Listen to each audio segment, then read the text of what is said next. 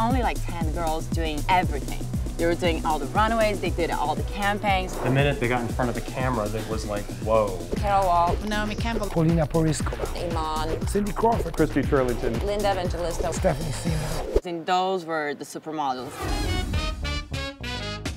The 70s started the stronger models, and in the 80s we were channeling a more powerful woman. Girls were selling products through calendars, and there were contracts for cosmetics. The girls were working full-time. They were literally models as a career.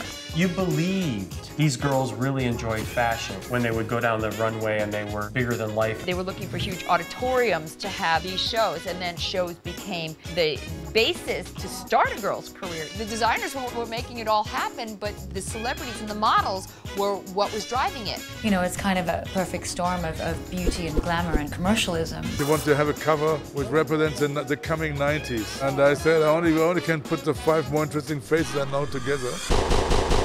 So that was the birth picture of the supermodels. It's a very special time that actually I wish to experience because it's so over the top.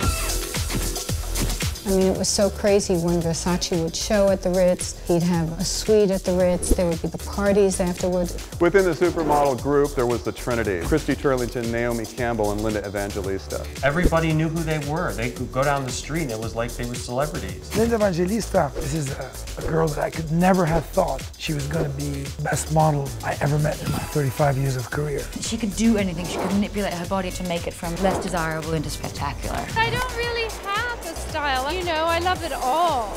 The Trinity essentially elevated the financial dynamics of modeling. The prices were being driven up. My father saw the money I was making. He said, you know what, bring your little sister. She's prettier than you are. Gianni Versace wanted these women to walk exclusively for him. Therefore, he gave them bonuses. Other designers reacted by offering higher bonuses. And soon there was a bidding war. Honey, I don't wake up for less than $10 a day.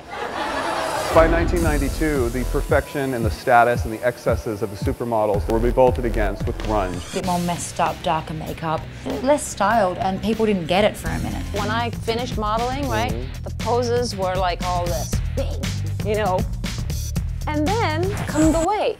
The girls walk down the runways like they're stoners. They're just clumpity-clump and their faces are all whoop. This was a movement that brought with it models that were oddly beautiful. Kristen McMenemy, Alec Weck. In this environment that Kate Moss arrived and wiped the floor with the modeling industry.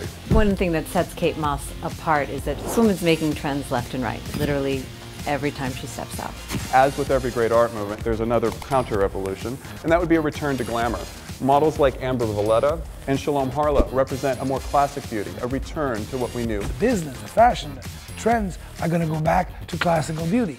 And I came to the conclusion that classical beauty was always going to be in fashion. You're seeing a revisiting of classical beauty right alongside the alternative beauty. You might see Shalom Harlow dressed up. You might also see her in her grunge generation, her downtime. They were more likely to arrive in flip-flops and jeans than in a Chanel suit and a limousine. The industry continued to expand. I mean, it started from a finite point and it's just gone out infinitely.